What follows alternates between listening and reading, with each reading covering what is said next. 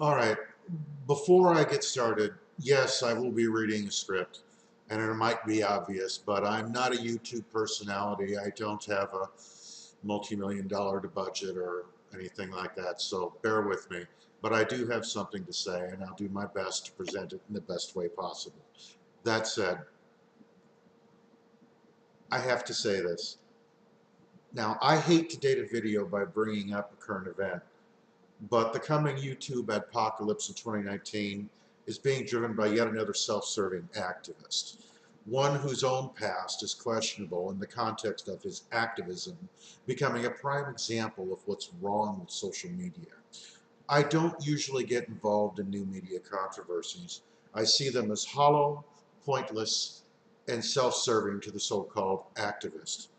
Nobody questions the source if there's an opportunity to milk a story for all it's worth. For example, I watched a couple of videos on the pedo ring controversy on YouTube, which is causing major advertisers to pull out of the platform. While I don't always agree with the viewpoints of channels like the Quartering or Optimist, I have to agree with the premise that the media's new YouTube warrior is less about his cause and more about his popularity. I won't bother to name his channel as I have no desire to encourage the behavior. That this guy went from virtually nothing to monetized overnight with YouTube's blessing is ironic considering he's attacking the very platform he's deriving revenue from and being given a voice to speak by it. That he blames the platform for the problem is either misplaced aggression or outright sensationalism. I lean towards the latter. There are ways to achieve his goals without causing harm to legitimate creators or the platform. In essence, it's like suing an automaker for a fatal accident because the car went too fast. You can make a safer car, and YouTube is already hypersensitive about being a safe platform. That someone finds a way to misuse it for their twisted compulsions is not reason to attack and damage it. Where is the personal responsibility here? I'm sick and tired of the so-called activists blaming everything but the perpetrator of the misdeed for whatever cause celeb is popular today. Half-truths, half-reasoned, complete insanity. Let me be clear, YouTube is no great ally of mine and has done my own channels great harm with their overheated fear of losing safe harbor and broken search algorithm. But if I do something wrong, it's my fault, not theirs. No, YouTube isn't pure and unsullied. In fact, you can find literally hundreds of channels blessed by YouTube whose only purpose is to instruct new creators how to essentially steal content from other videos on the platform. That and abuse the search algorithm and make money for doing nothing but a cut and paste of other people's work. The result is thousands of top 10 compilations with millions of views and thousands of revenue for the so-called creators. The original creators, however, see none of it. And worse, the search algorithm gets preloaded with this garbage, ultimately crowding out legitimate content. This is the same kind of sensationalist and seedy mechanism the so-called activist uses to enrich himself at the expense of others. It's the same issue I have with the so-called woke movement that treats everything not 100% in line with their views as misogynistic. I'm the least misogynistic person you'll ever know. I was raised by women, very strong, very independent women. So to call me a misogynist for not agreeing with the woke or the SJW movement is literally laughable. But still, I have to say, it's not misogynistic to be against the revisionist history agenda, especially when it's in the form of popular media. The new Captain Marvel movie is a prime example by making it less about entertainment and more about an agenda. In fact, I can remember being into Marvel Comics 30, 40 years ago, and Captain Marvel was a guy. DC Comics, I believe, had a character called Miss Marvel. There were other comic book characters that were strong women. There was Elektra, which was a Daredevil character. The She-Hulk. There was the Fantastic Four with Sue Richards as a very strong and very guiding influence on the family.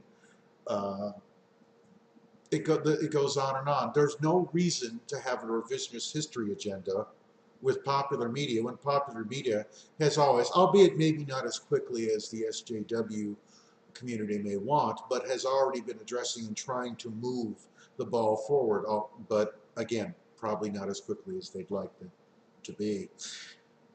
Yes, I went off script. Anyway, as I said, the new Captain Marvel movie is a prime example of being less about entertainment and more about the agenda. But where have we heard that before? Okay, maybe games like Battlefield 5 and their stupid trailer that alienated everybody.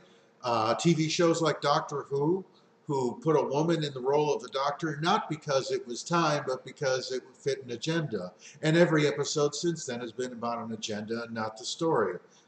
There is something about good sci-fi. There's something about good sci-fi and a good sci-fi story that can tell and teach without forcing it down your throat. That's good sci-fi. That's what Star Trek did in the original series, even to some extent The Next Generation. It's what Babylon 5 did. It's what a lot of comic book... In fact, I can think of a good example. Iron Man, as far back as the 70s. Tony Stark. While the movies that we've seen in the past 10 years have been entertaining and well acted and perfectly cast, the fact was, the first example I had of a flawed human being also happened to be a superhero was Tony Stark. He was, yes, a rich, eccentric billionaire, but he was also an alcoholic. And it was the first time I ever saw a superhero have a flaw, and it made him relatable, and it made us address the issue. That's good. That's moving the ball forward. That's the kind of activism I like to see. Something that is real and has substance, but doesn't exist for its own sake. That exists to teach and to bring light to, but not to club you over the head with. I went off script again, I'm sorry. Anyway, look, in the context of what we're talking about, games and TV shows and movies, they're all just stupid media. You know, who cares? They're all of those things, but all of them have their own history, their own take on the world of the time. Let's not forget that. They're views that should not be lost and a story that should be built upon, not denied. Yeah, I'd rather Doctor Who wasn't the new vehicle for a blatant political agenda.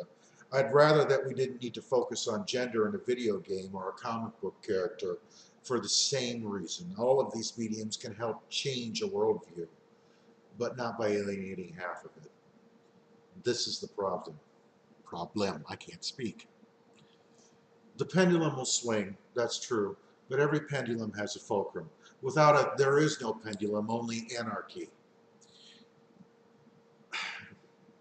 Denying history, denying other views, denies that fulcrum. We try to take that which is good and learn from that which is wrong and unjust. Let me give you an example. With all the evils of the Roman Empire, to say that its gifts to modern civilization are irrelevant is simply ignorant. Succeeding generations after the fall have tried to learn from the past and hopefully not repeat its worst aspects. Not always with success. World War II happened. But to whitewash the failures or deny the history is to perpetuate the greater sin. To align with the cult of personality and the cause célèbre while blatantly denying anything that conflicts with your own worldview or your own contribution to the problem only moves civilization that much more quickly to collapse. This may sound like I agree more with the rampant SJW causes of the day, but in fact, I accuse them of the very sin they claim to be vanquishing. We come back to ideology again. The truth lies not in any full swing of the fulcrum, but rather where it rests at its center. So what I'm saying is, basically, chill out. That's simple. I'm just a normal guy. Again, I'm not a YouTube star. I'm not anybody with any great following. But I am somebody who notices. And I am somebody who has my own opinions. And my opinion on this is that I'm sick of it.